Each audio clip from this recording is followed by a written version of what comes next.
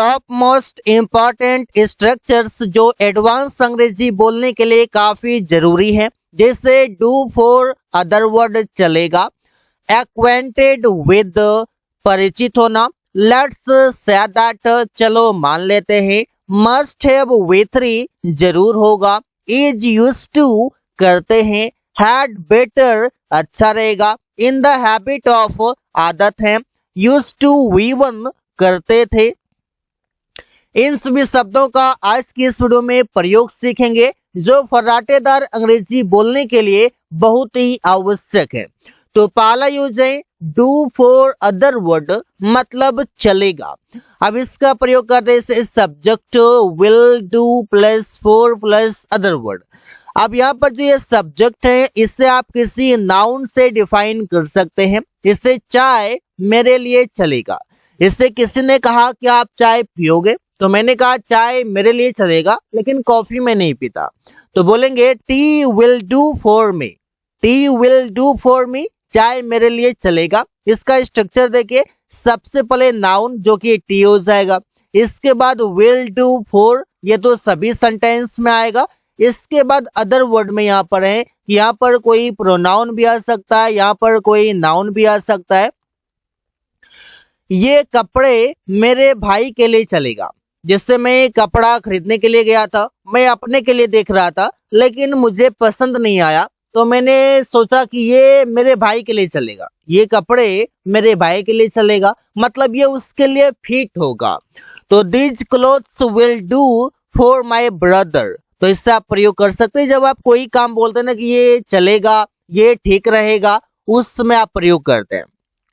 अगला है he is acquainted with, मतलब है परिचित होना, अवेयर होना, जानकारी में होना, इंट्रोडक्शन में होना, वहां पर करते हैं।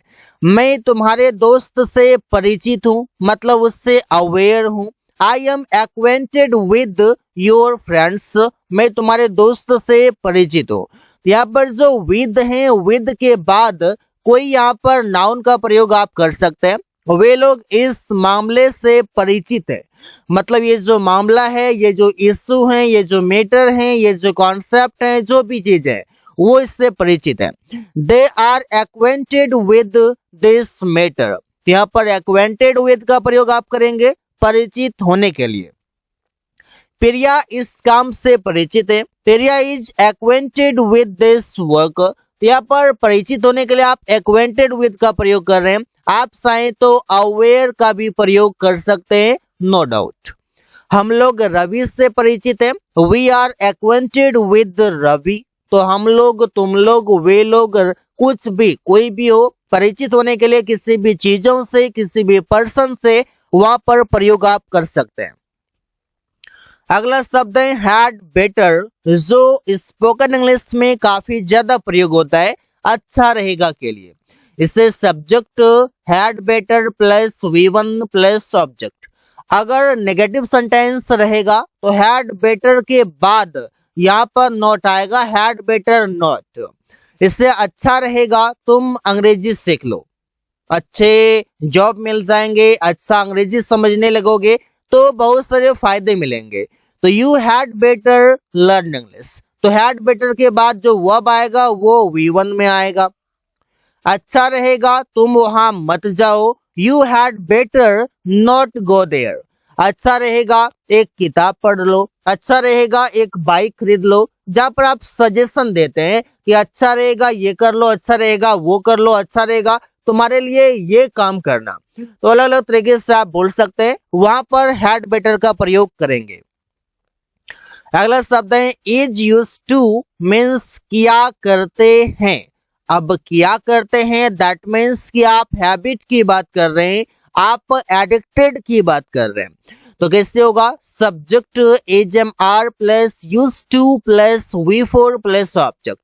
जब यूज्ड टू से पहले HMR was were will be in सभी हेल्पिंग वर्ब का प्रयोग हो जाए तो यूज्ड टू के बाद जो वर्ब आता है वो V4 आता है।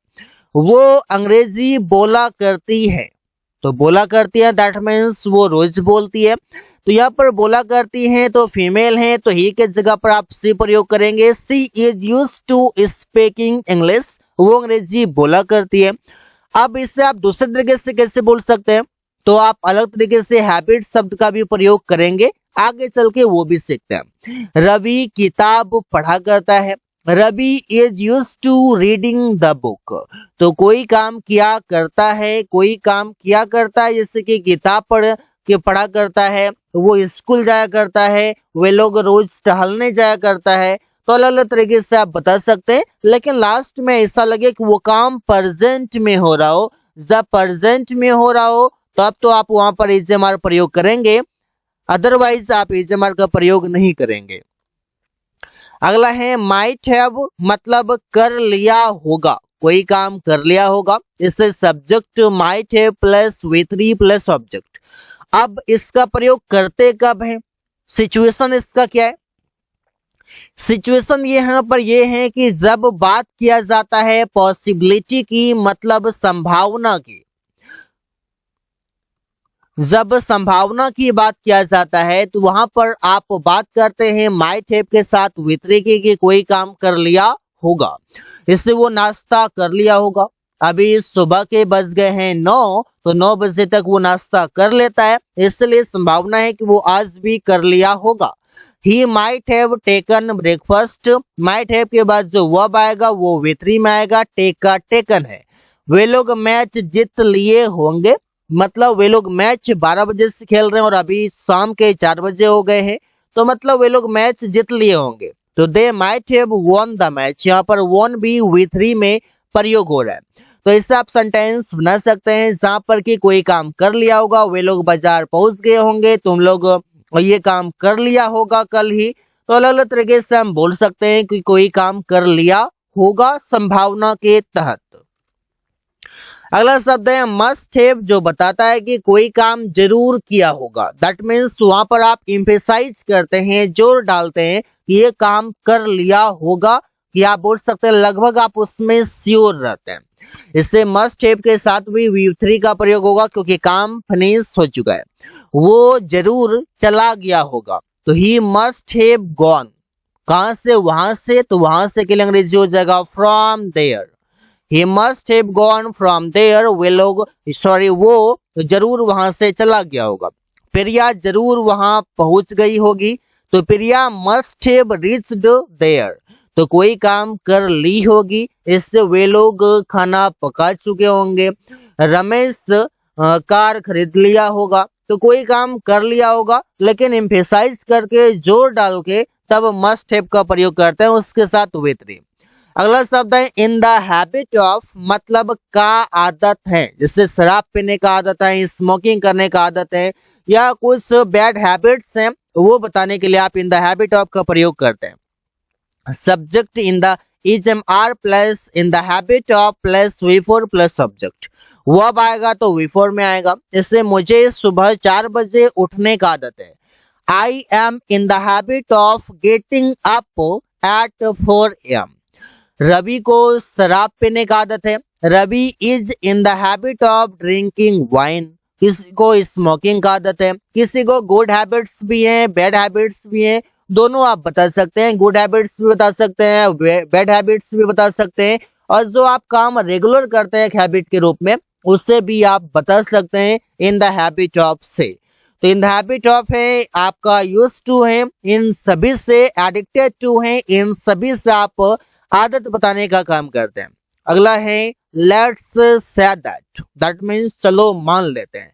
इससे होता है कि कोई आप कॉन्सेप्ट कोई भी टॉपिक समझना चाहते हैं तो बोलते हैं चलो ये मान लेते हैं कि ये है, लेकिन वो ओरिजिनल में होता नहीं है। Subject HMR plus in the habit of plus V4 plus object होता है, इससे चलो मान लेते हैं कि वो काम कर रहा है। तो let's say that he is working, चलो मान लेते हैं अंग्रेजी बोलना आसान है। If you practice the better you learn, that is why English speaking is very easy. तो let's say that speaking English is easy, अंग्रेजी बोलना आसान है, चलो मान लेते हैं। अब ये चलो मान लेते हो हैं को किसी भी सेंटेंस के साथ ऐड कर सकते हैं, और सेंटेंस के बिगिनिंग में आप प्रयोग करेंगे let's say that. I hope you are getting this one. So guys, thanks for watching. That's all for today.